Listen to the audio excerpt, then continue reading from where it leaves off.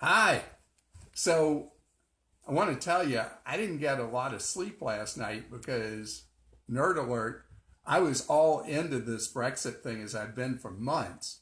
And I just saw those vote totals rolling in about 2:30 in the morning. I was like, man, I don't believe it.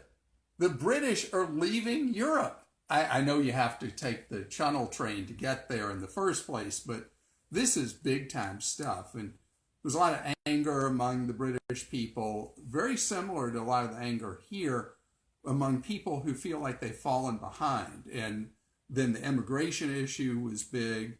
If you're not aware, if you haven't been to Britain, particularly when you get outside London, where London's always been a big mix of people, but elsewhere in England, that was not true till recent years. A big influx of more than 1 million Poles in England, and there have been a lot of people in England who felt like, hey, they're getting our jobs, they're getting our houses, they're taking up the spaces in our schools, blah, blah, blah, blah, blah.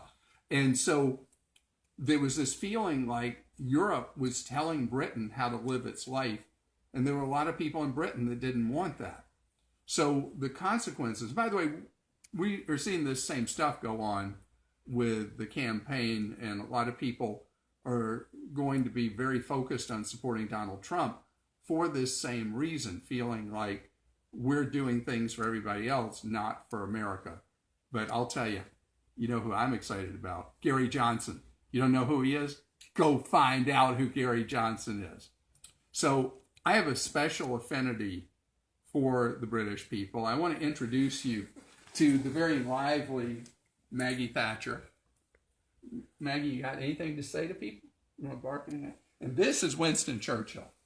They've been out in the sun today, and they're both pretty wiped out. But I just am so grateful to Maggie Thatcher for what she did as prime minister that really brought the Western world alive and really put a focus on individual initiative and individual effort. And then, of course, Winston Churchill and everything he did in World War II. So I do have this special place in my heart. As for the British, how this is all going to play out, instant analysis, ignore it. Because nobody knows how this divorce is actually going to play. Let me explain the process really quickly. So what happens is the British people have spoken by referendum, and the Parliament could actually ignore it if they wish, but that's not how it's going to play. At some point, they have to file for divorce from Europe, but there's no rule when that happens. But when they file, it starts a 2-year separation period while they're supposed to negotiate with all the other European countries how it's going to be done. So today, a big drop in the pound, a big drop in stock markets, in, of course, Britain, but everywhere else in the world too.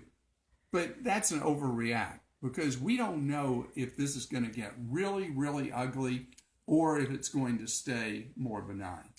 Is for you, the big opportunity today is if you were maybe on the fence about refinancing your mortgage, one of the follow-on effects of instability with currencies and the stock markets is interest rates for mortgages go down. So if you're buying a home, you got better rates out there, definitely by Monday, if not this afternoon. And in addition, for refinances, whoa, you want to lock in a refi either later today or on Monday because there are going to be great, great savings opportunities. My wife, Lane, is our very professional shooter.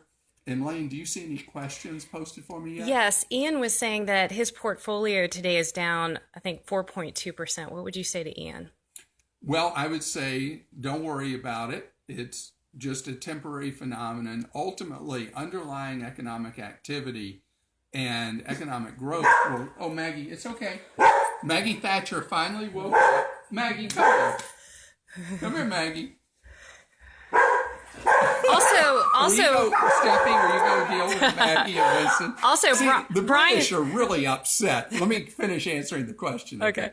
So, as far as your stock portfolio, it doesn't matter unless it's money you need in the next little while. Particularly if you're doing a 401k at work or a Roth or whatever, you put in money on a regular basis, the declines that would follow the initial tumult of this ultimately mean each time you buy shares, you're getting more shares.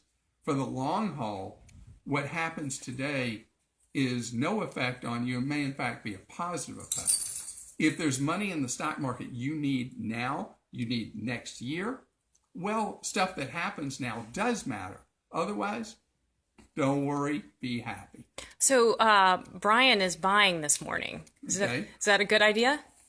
I'm a steady, boring investor. I just buy like clockwork every 30 days. So I have not purchased anything today, but this is one of those things people wonder what's a buying opportunity, particularly buying shares of British companies. This would be a buying opportunity. Europe, maybe so. United States, who knows? What does it mean for Americans traveling to the UK? So if you're traveling to the UK, I got a text this morning from a friend who is taking his family there on Sunday. And so he wanted to know, I said, hey, everything just got cheaper for you. And the British pound has taken quite a drubbing, which in turn, in relation to the US dollar, it means that everything you buy will be cheaper now once you're in England than it would have been otherwise. So it's like everything was marked down. Great. We have a couple questions about the dogs. Maggie is actually a Labradoodle, Margaret Thatcher. Yeah, very, very sweet dog. She is very sweet. She does not have the toughness that Prime Minister Margaret Thatcher had. On the other hand, Winston Churchill here. So the name Winston Churchill was perfect because Winston Churchill, as brilliant a leader as he was a very unattractive man. And I'm sorry, Winston, you were not the most attractive dog ever. Maggie, on the other hand, you're a great looking dog. Aren't you? Any other advice for folks? Yeah, okay. So June 30 is the end of the quarter for your 401k plan. 401k plans tend to send statements just 4 times a year. March 31, June. Let's try again. Here we go. Oh, so we're working again? Yeah. Okay. So I want to say something about the end of this month. We're just days away from the quarterly statements that will come to you for your 401k or any other kind of retirement account, because they only send out statements 4 times a year usually. And so this statement is not going to look good. And the reason it's not going to look good is because the next few days could be pretty rough for the market. Don't overreact. Just chill. Remember your time horizon.